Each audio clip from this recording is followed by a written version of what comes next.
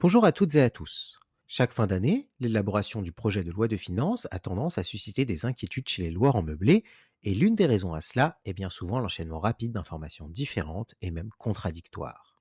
Alors, pour vous aider à vous y retrouver dans les différentes étapes du projet de loi de finances 2026, JD2M vous propose ce nouveau format court pour vous permettre de rester à jour des dernières avancées du texte. Voici donc où nous en sommes au 3 décembre 2025. Le week-end dernier, les sénateurs ont débattu de la création d'un statut du bailleur privé. Tout comme les députés avant eux, ceux-ci ont dû procéder par amendement, puisque le texte du PLF 2026 qui était porté à leur examen était la version initiale du gouvernement et non celle issue du vote des députés. En effet, en raison du rejet du volet recettes du PLF 2026 par l'Assemblée nationale il y a quelques jours, les sénateurs ont dû étudier le texte initial et non celui amendé par l'Assemblée nationale. Le procédé a donc finalement été le même que devant l'Assemblée nationale, les sénateurs adoptant en premier lieu deux amendements, l'un de la sénatrice Amel Gacquer et l'autre du sénateur Marc-Philippe Daubresse, qui ont constitué la colonne vertébrale du texte, avant que plusieurs sous-amendements, dont certains provenant du gouvernement, ne viennent apporter des modifications au texte des deux amendements principaux. En conséquence, le texte final ressemble très fortement à la version issue de l'Assemblée nationale. Ainsi, l'aspect expérimental du dispositif est maintenu, avec la même durée, soit une fenêtre de tir pour les biens acquis, les biens en état futur d'achèvement, ou encore les biens dont le permis de construire a été déposé entre le 1er janvier 2026 et le 31 décembre 2028. De même, le dispositif de l'amortissement reste accessible aux biens neufs ainsi qu'aux biens anciens, mais, pour ces derniers, uniquement en contrepartie de la réalisation de travaux d'un montant représentant au moins 20% de la valeur du bien. L'engagement de location, quant à lui, est également maintenu, mais sa durée a été ramenée à 9 ans, alors qu'elle était de 12 ans à la sortie de l'Assemblée nationale.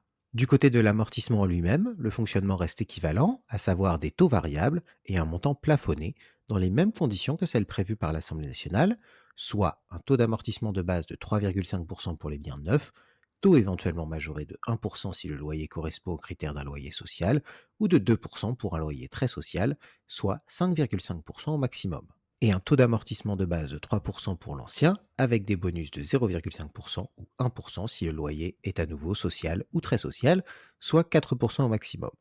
Toutefois, quel que soit le taux d'amortissement applicable, le texte prévoit de limiter le montant d'amortissement déductible à 8 000 euros par an et par foyer fiscal, et non par bien. Il est toutefois intéressant de noter que, dans les deux amendements votés en premier lieu, l'amortissement prévu était plus favorable, avec un amortissement de base de 5% pour le neuf et 4% pour l'ancien. De plus, il était prévu que le plafond total d'amortissement soit rehaussé à 12 000 euros. Toutefois, plusieurs sous-amendements déposés par le gouvernement et votés par les sénateurs ont finalement aligné le dispositif sur celui voté par les députés. Si un possible accès à l'amortissement semble donc faire consensus auprès des parlementaires, les loueurs qui pourraient se voir concernés devront tout de même garder à l'esprit deux points.